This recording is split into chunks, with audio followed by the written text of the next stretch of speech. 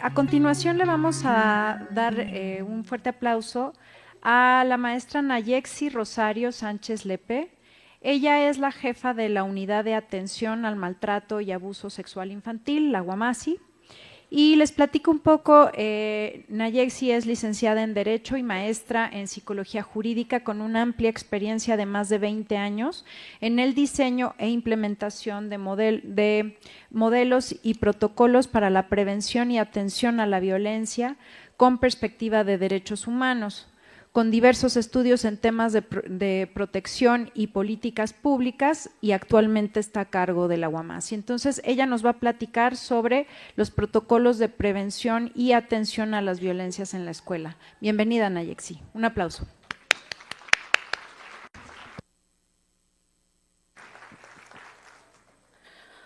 Pues antes que nada, muchísimas gracias por estar en este espacio que siempre pues requiere un momento amplio de estar en un proceso de sensibilización, de formación, que pues de antemano agradecemos a Freedom, a Mamá Conciencia, a Barco de Papel, que todos estos contenidos finalmente nos dan herramientas para no solo apreciar esta frase tan maravillosa que Freedom nos regala, que dice, tenemos que hablar. Creo que ese es el primer momento que nos permite entrar en este espacio como personas servidoras públicas en el siguiente paso. Y el siguiente paso es, tenemos que actuar. Y tenemos que actuar porque partimos de una obligación que como personas servidoras públicas tenemos ante la identificación de casos de violencia sexual. En específico, ahorita vamos a hablar de violencia sexual y estamos pues también en la reconstrucción de estrategias que como autoridad, y este es un momento para poder visibilizar esos esfuerzos, vayan fortaleciendo los mecanismos de cómo articulamos para poder atender de manera integral.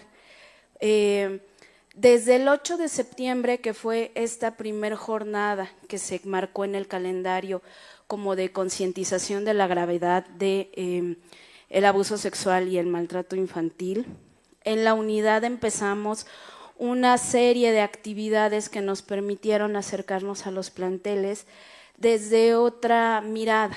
Históricamente, la unidad había sido vista como este espacio de investigación de un enfoque judicial que como autoridad educativa no es nuestra razón de ser.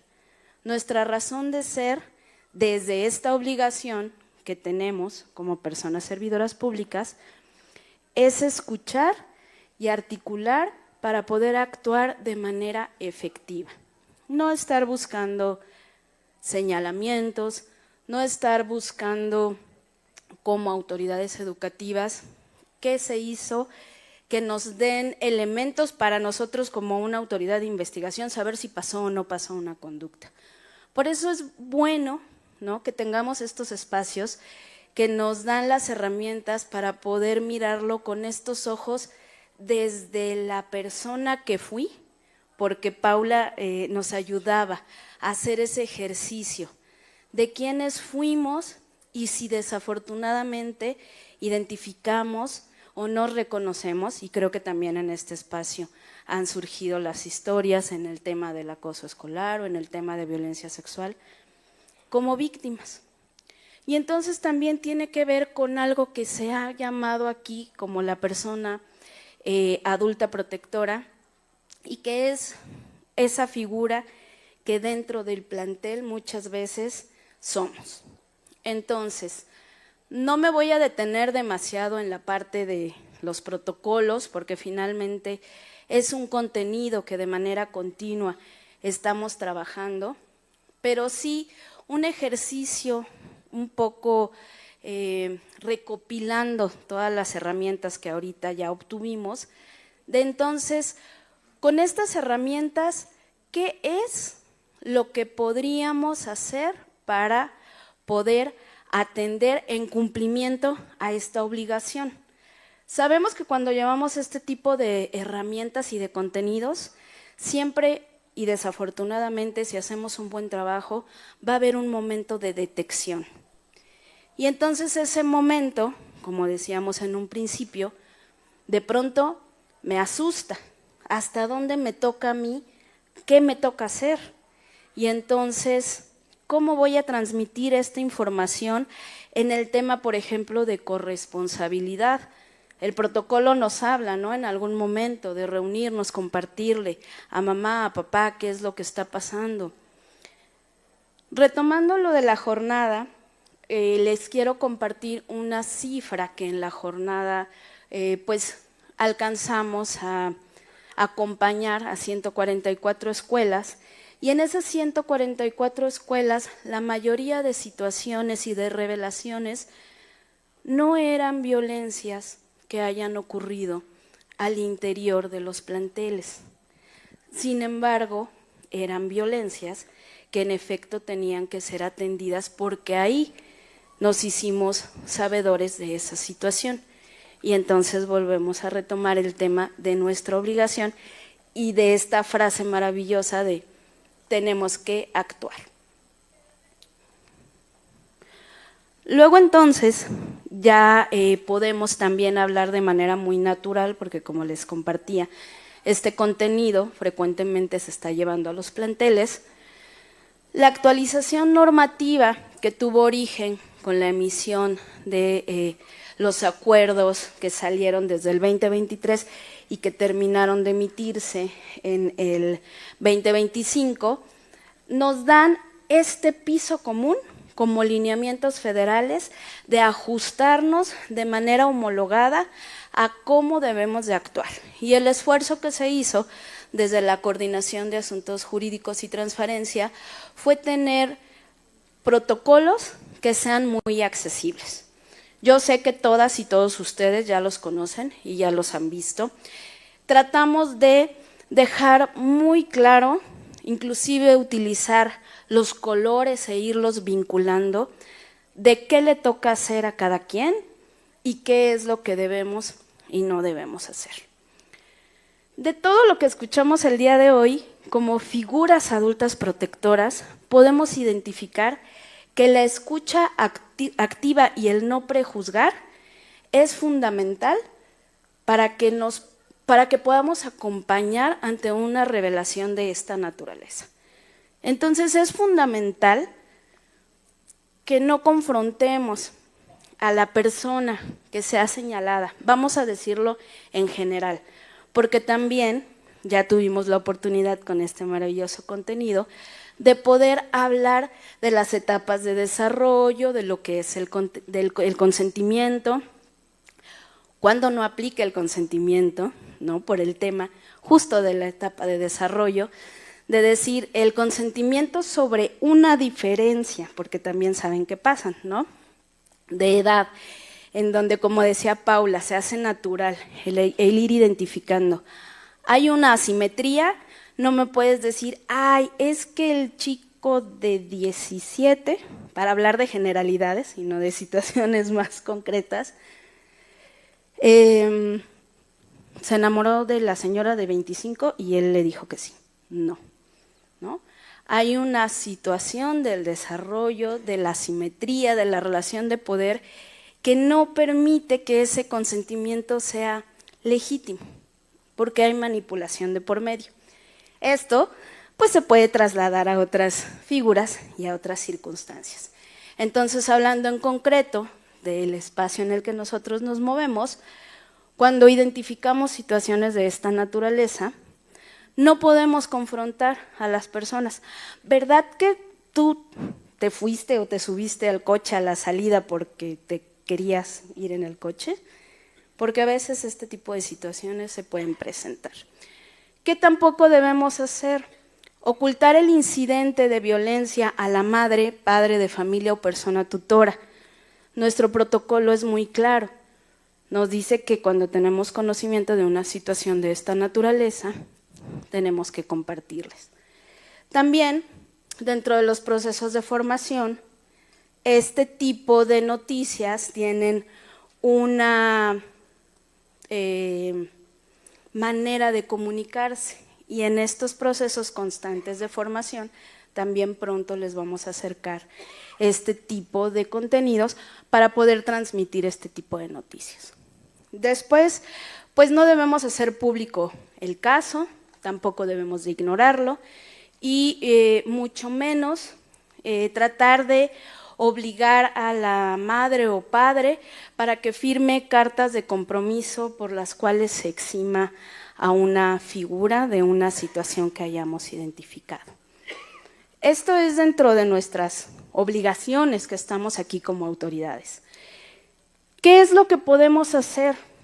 Que decíamos, escucha activa, escuchar sin juzgar, acompañar y proteger, contactar, ¿no? Que hace el match con el punto anterior, al no ocultar. Lo que tenemos que hacer de manera inmediata es contactar a la madre, al padre de familia o la persona tutora para informarle. Y pues la parte de dar vista a las autoridades competentes, porque pues estas situaciones pueden presumir un delito, porque estamos hablando en específico para el protocolo de violencia sexual. Finalmente, pues todo esto debe de ser confidencial. La información y los datos personales de la o el estudiante pues se deben de resguardar. Aquí, como les compartía, ¿no? Esto está dentro de nuestros protocolos y lo que busca es ser muy accesible para saber de qué manera podemos ir teniendo contacto cada una de nosotros. En el primer punto está en rojo porque es ese momento de revelación y de detección y puede estar a cargo de personal docente, directivos o también personal administrativo. Todos dentro de esta pirámide de actuación tenemos un tramo de responsabilidad y la manera de podernos ir acompañando pues es identificando qué nos corresponde hacer a cada una y a cada uno dentro de este proceso.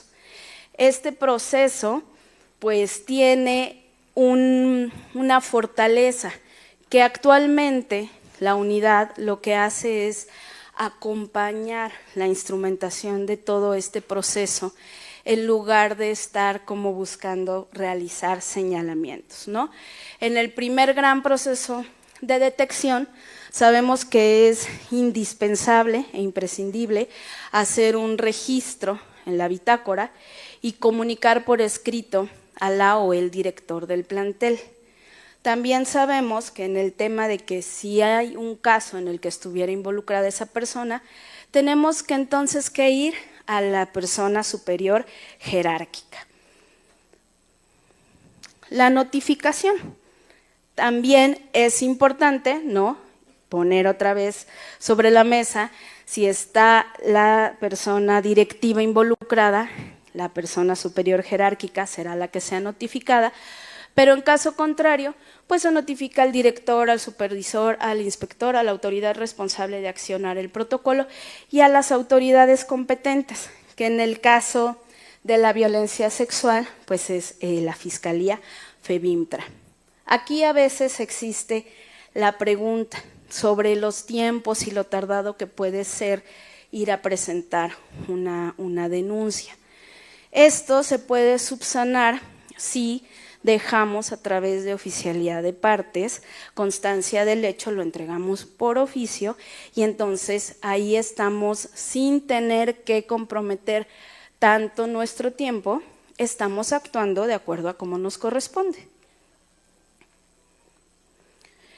Se debe de elaborar el reporte de las incidencias y se debe de pues dar seguimiento a cada uno de estos pasos que van recopilando información de todas las actuaciones que se han ido realizando, porque finalmente lo que hacemos es informar y convocar a la madre y al padre o persona tutora para poder hacerle de conocimiento estos hechos.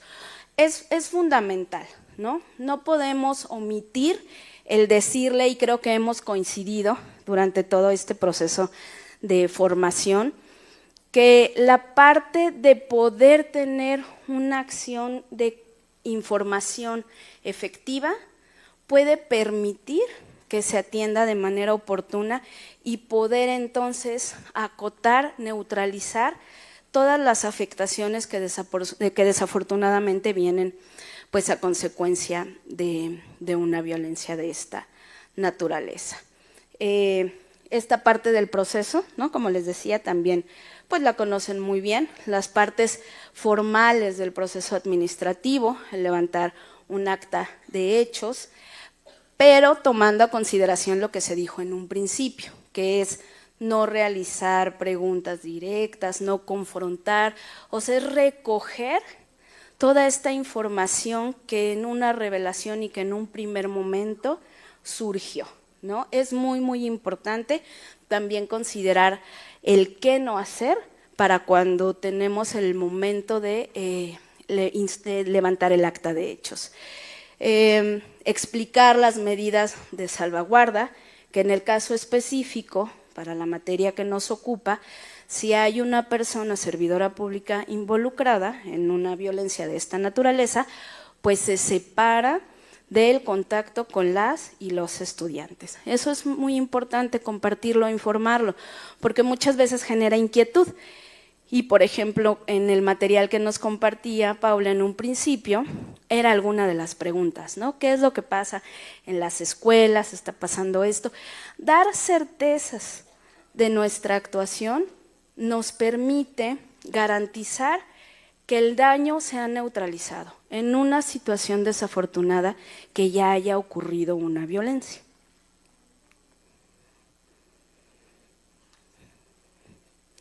Evidentemente, pues dentro de este proceso, toda persona que sea señalada, pues tiene derecho de conocer sobre los hechos que se le atribuyen. Aquí venía otra vez el tema del retiro inmediato y pues aquí ya viene la parte de instrumentar el acta administrativa en presencia, pues como va todo el proceso, ¿no? De la persona que está siendo señalada, su representación sindical y también otro esfuerzo más que como autoridad hemos estado impulsando es que hay instrumentos que ustedes conocen, ¿no? Como las guías para levantar las actas y también se están actualizando para poder hacerlas más accesibles. Lo que queremos es tener una serie de herramientas y mecanismos que nos permitan actuar en lo que nos corresponde de manera muy efectiva, muy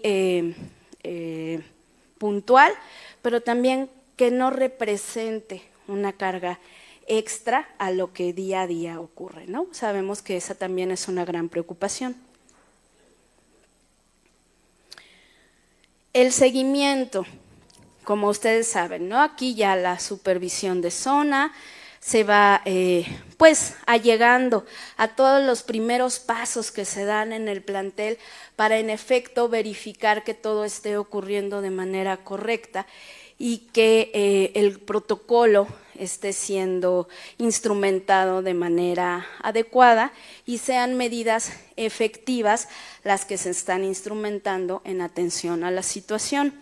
Se verifican las notificaciones, las canalizaciones de las que ya hablamos, revisar también si las medidas de salvaguarda son adecuadas o si necesitamos reforzar alguna más. Y aquí entra, ¿no? También el paso del acompañamiento de la unidad especializada de la CAJIT, que es la UAMASI. Nosotros recibimos lo que nos van compartiendo y en caso de que encontremos algunas deficiencias dentro del proceso, les hacemos saber para que se vayan subsanando. Inclusive, en caso de no existir las canalizaciones, nosotros también canalizamos. Todo esto se va articulando para que no quedemos omisos ante una situación de esta naturaleza, ¿no? De esta gravedad. Nuestra unidad verifica, como les decía, ¿no? La correcta implementación del protocolo, solicitamos si algo falta y en caso contrario, si falta, lo pedimos y si no es necesario pedirlo, damos nosotros la canalización o la vista, lo hacemos. ¿Y qué es lo que ha cambiado en el modelo histórico que tenía que ver con esta visión de la unidad que llegaba a ser como investigaciones forenses desde la psicología clínica, con este enfoque de deslinde de responsabilidades que ha rebasado históricamente nuestra naturaleza y nuestra razón de ser, porque no somos una autoridad encargada de ese tipo de investigaciones. El MP es el único que puede dirigir una investigación de esta naturaleza. ¿Qué es lo que hacemos? Diseñamos estrategias con las que podamos incidir para la no repetición de las conductas. ¿Qué quiere decir? Que estamos impulsando que podamos articular un modelo de atención que sea integral, que incluya a todas las áreas de la autoridad que históricamente tienen acciones en prevención o en atención a las diversas violencias que se manifiestan, pero que desafortunadamente a veces no articulamos qué es lo que estamos haciendo cada una de nosotras o inclusive visibilizar las buenas prácticas que se están llevando a cabo en los planteles para poder incidir en la no repetición una vez que ya está siendo atendido un caso. ¿Por qué? Porque la investigación judicial tiene un proceso y será la autoridad competente la que vaya realizando estas actuaciones. Y lo que tenemos que cuidar es entonces cómo fortalecer y cómo reconstruir el tejido social en el plantel. Cómo cuidar que el que alguien haya levantado la voz, y no me dejarán mentir las compañeras, no vaya en detrimento de su cotidianidad y de la convivencia, porque pueda ser señalada, señalado, porque inclusive en lugar de generar las circunstancias para irte recuperando en este proceso, pues se realice algo contrario. Es entonces que ahí también vuelve a jugar a favor este modelo de atención integral, que lo que está buscando es armonizar los criterios técnicos y metodológicos entre todas las instancias de la autoridad para atender a las violencias, y nuestros protocolos fueron como el primer paso para ser accesibles, el colocar bien hasta dónde es nuestro ámbito de competencia, el reconocer qué estamos haciendo, el generar alianzas también con las organizaciones de la sociedad civil que nos dan todas las herramientas que nos pueden permitir trabajar y acompañar en estos temas que necesitan esa sensibilidad de estar todo el tiempo en formación continua, de no convertirnos en indolentes ante situaciones que desafortunadamente ocurren. Estos mecanismos, ¿no? Consolidados buscan fortalecer la toma de decisiones de manera coordinada y al interior como autoridad, pues fortalecer también la corresponsabilidad. Es decir, no solamente a ti, plantel, te ocurrió esta situación, entonces ahora ríndeme cuentas de todo lo que hiciste, que lo hiciste bien de acuerdo con este protocolo y papelito que dice paso 1, paso 2, sino ¿qué te vamos a acompañar a ti, plantel, que ya tuviste esta situación de violencia que se presentó? Y finalmente, pues la gran encomienda es no duplicar acciones, porque tenemos diferentes estrategias desde muchos frentes que si vamos entrando sin estar articulados, están duplicando pequeños esfuerzos por aquí, grandes esfuerzos por acá, otros esfuerzos por acá, que no se consolidan en atención efectiva a una situación en específico. ¿Qué encontramos también muy oportuno para poder articular este mecanismo de modelo? Este es un poco lo que habíamos platicado, de lo que había hecho la unidad históricamente. Tenemos poco tiempo y sabemos que conocen al revés y al derecho el protocolo. Nada más hacer la acotación de el nuevo modelo lo que busca es no solo revisar el cumplimiento de los protocolos, sino generar un plan de acción y que la intervención sea a través de jornadas interinstitucionales que vengan desde un enfoque psicopedagógico, que vengan en un enfoque de reeducar, de sensibilizar para que las situaciones no vuelvan a ocurrir. Y como les decía, para poder identificar de qué manera y cuáles son los esfuerzos que se tienen que sumar al interior de la autoridad, estamos impulsando un semáforo de atención que permita identificar cuáles son los casos que van a requerir mayores esfuerzos para su acompañamiento. Quiere decir, no porque ninguna situación de violencia es menor o mayor que otra, pero sí requieren especificidades de articulación dependiendo el nivel de afectación y de vulneración que hayan provocado. La violencia sexual, evidentemente, en automático nos habla de un nivel de riesgo alto y nos habla de una necesidad de articulación total. ¿Por qué? Porque es un impacto generalizado. Esta violencia causa un impacto negativo en toda la comunidad.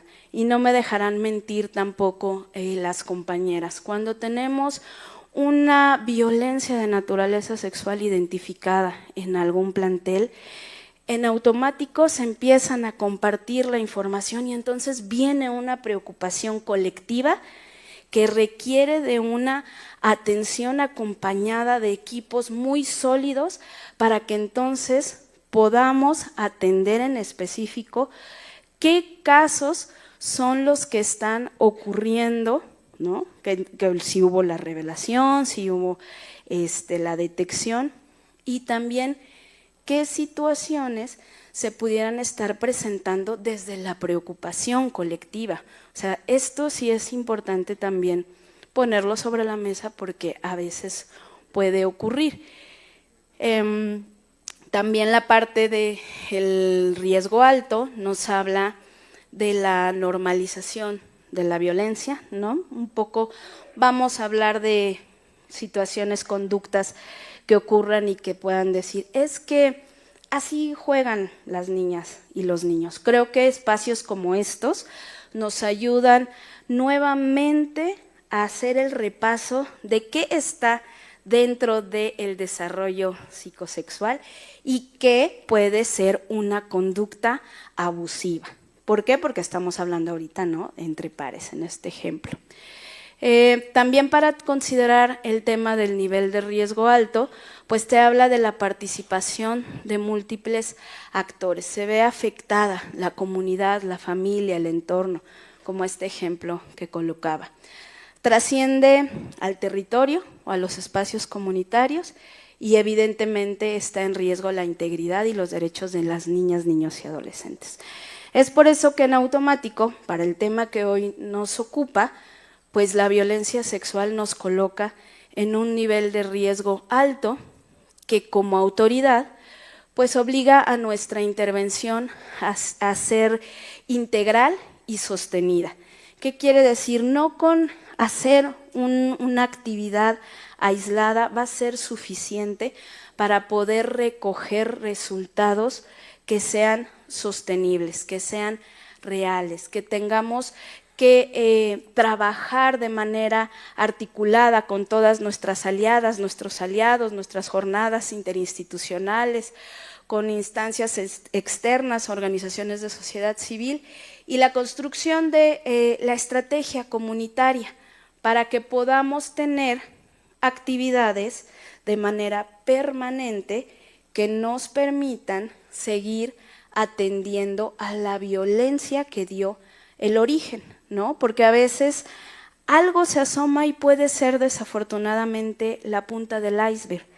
Y lo que tenemos que estar es en atención y en coordinación para poder intervenir de manera efectiva, ¿no? Si no quedamos como el cumplimiento con un proceso administrativo en el que todas y todos no queremos quedarnos sin hacer lo que ahí decía, ¿no? En el papelito, pero que sí necesitamos también pues construir una estrategia que pues vaya incidiendo en la garantía de no repetición.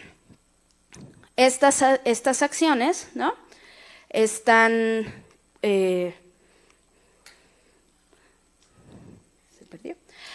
Estas acciones permanentes tienen la finalidad de que puedan ser vigiladas y recoger los resultados de su instrumentación, porque siempre queda muchas gracias.